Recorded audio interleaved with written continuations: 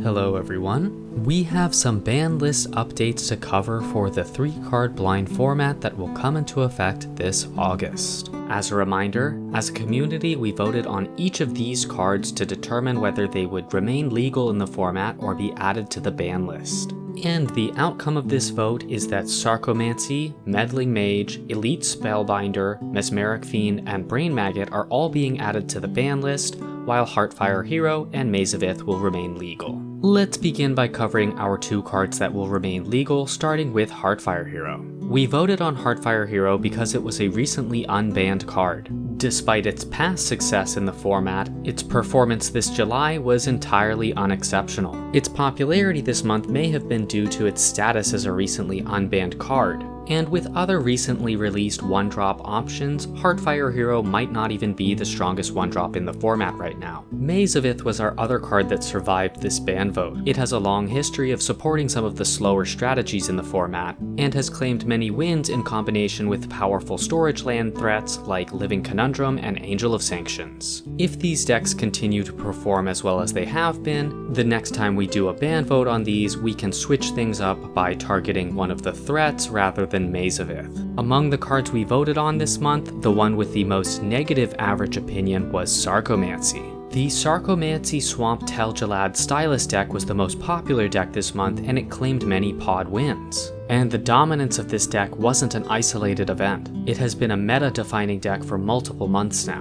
Now, although the community voted overwhelmingly to ban this card, there were some comments on the previous video that indicated that some folks were concerned that Sarcomancy was taking heat that Tel-Jalad Stylus deserved. There are alternatives to Sarcomancy that can be used with Tel-Jalad Stylus, like Hopeless Nightmare or Stormchaser's Talent. However, these Tel-Jalad Stylus combinations are so much worse than Sarcomancy that they're not even the next replacement that you would have for this deck. The deck that seems most likely to occupy the same niche in the meta that Sarcomancy currently does is Crystal Vein, Mox Emerald, and Words of Wilding. I think it is very unlikely that you will hear me talk about Tel-Jalad Stylus from a balance perspective again for a very long time. I think we can cover the other 4 cards that got banned at the same time because they are all being targeted for very similar reasons, and players voted similarly on each of them accordingly. Meddling Mage in combination with Caracas and Mox Sapphire,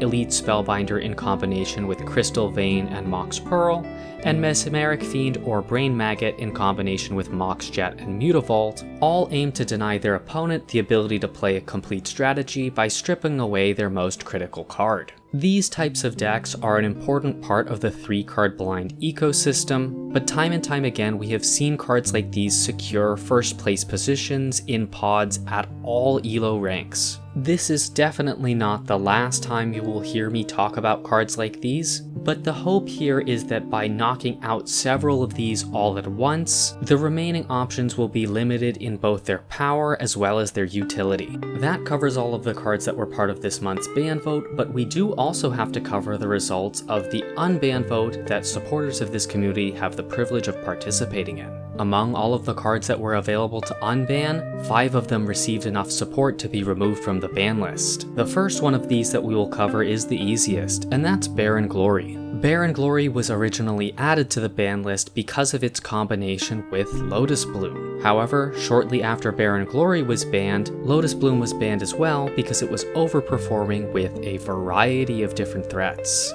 And with Lotus Bloom out of the picture, Barren Glory on its own is entirely harmless. Its reintroduction to the format will have no meaningful impact on the meta. Our other 4 unbans on the other hand are quite significant, and the first of those is Chancellor of the Forge. At baseline, Chancellor of the Forge is a side grade to cards like Memnite, but what landed it a temporary home on the ban list was its combination with cards like Pyrokinesis, Fury, and Foil, which can make use of that free Goblin token as a threat while still having Chancellor of the Forge in hand as a card to pitch to cast their spells. I suspect the most significant of these decks is the Foil deck, which is simply Foil, Chancellor of the Forge, and an island. This puts turn 0 interaction back on the menu, which is undeniably going to have a significant impact on the format. But if 1/1 goblin tokens are too small for your liking, we do have a different card that is being unbanned that offers something significantly larger. Dark Depths hasn't been legal since May of 2024, and while it was legal, its combinations with Urborg Tomb of Yawgmoth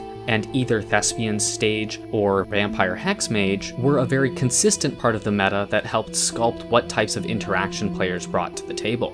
I think notably Dark Depths could be the strongest 3-land deck in the format right now, which is significant because a 3-land deck is immune to cards like Inquisition of Kozilek or Divest. Dark Depth can match the speed of some of the fastest decks in the format, but has a very different strengths and weakness profile from those decks that makes it an interesting option to consider. With threats as fast as Marit Lage being part of the format now, you might be interested to know that our next unbanned card is Energy Field. Energy Field is one of the best defensive cards the format has to offer. Once you've managed to stick it to the board, you are pretty close to unkillable. There's more than one way to leverage this card, but the most popular way it was used historically was in combination with Sand Silos and Ulamog the Infinite Gyre. Sand Silos lets you deploy Energy Field on your 4th turn, and from there, Energy Field gives you all the time in the world to bank enough storage counters to cast Ulamog, whose ability to destroy a permanent on cast could make the difference in the outcome of the match. And our final unbanned card this month is Rishaden Port.